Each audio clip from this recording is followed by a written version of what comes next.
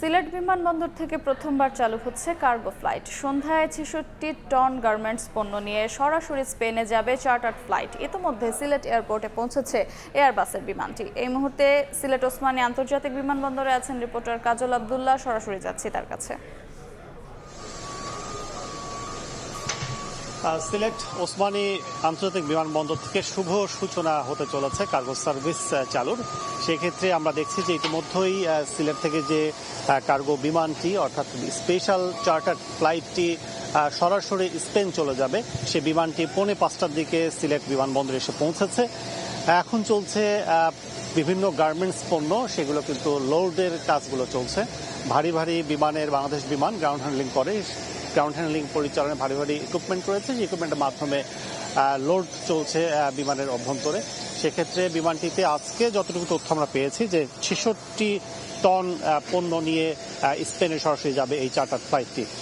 সেক্ষেত্রে এই পণ্যগুলো বাংলাদেশের শীর্ষ এক বিদেশি ক্রেতা বায়ার, তিনি স্পেনের ব্যবসায়ী, তিনি এই পণ্যগুলো মূলত সরাসরি নিয়ে যাচ্ছেন স্পেনে।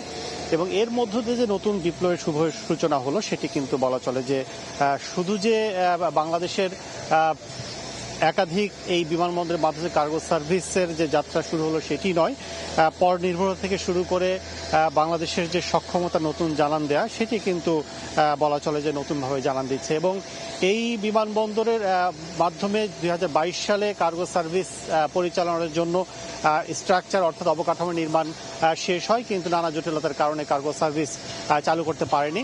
তবে সবশেষ ভারতের যে ব্যবসায়িক বাণিজ্য বিমুখ যে নীতি, সেই নীতির কারণে বাংলাদেশের পণ্য তাদের অভ্যন্তরীণ বিমানবন্দর থেকে বিভিন্ন দেশে পাঠানোর জন্য যে ট্রান্সশিপমেন্ট সেটি কিন্তু বন্ধ করে দেয়। এর পরপরই কিন্তু বাংলাদেশ থেকে রপ্তানির সক্ষমতা বৃদ্ধিতে অভ্যন্তরীণ বিমানবন্দরের সার্বিক কার্যক্রম আরও সম্প্রসারিত করার জন্য কিন্তু দ্রুত এই সিলেট এয়ারপোর্টকে কার্গো সার্ভিসের চালুর জন্য দ্রুত পদক্ষেপ নেন সিভিল এভিয়েশন। এবং এরই ধারাবাহিকতায় কিন্তু গত মাস থেকে কিন্তু আমরা শুনছিলাম যে ২৭ তারিখ থেকে কিন্তু কার্যক্রম শুরু হবে, এবং সেই ধারাবাহিকতা কিন্তু আজকে সেটি শুভ সূচনা হচ্ছে। 4:45টায় ফ্লাইটটি ল্যান্ড করেছে এবং সন্ধ্যা ৭টার পরে অর্থাৎ যতক্ষণ প্রয়োজন পড়ে এই পণ্যগুলো লোড দেওয়ার পরপরই কিন্তু আনুষ্ঠানিকভাবে উদ্বোধন করবেন বাণিজ্য এখানে যারা সংশ্লিষ্ট রয়েছেন তারা।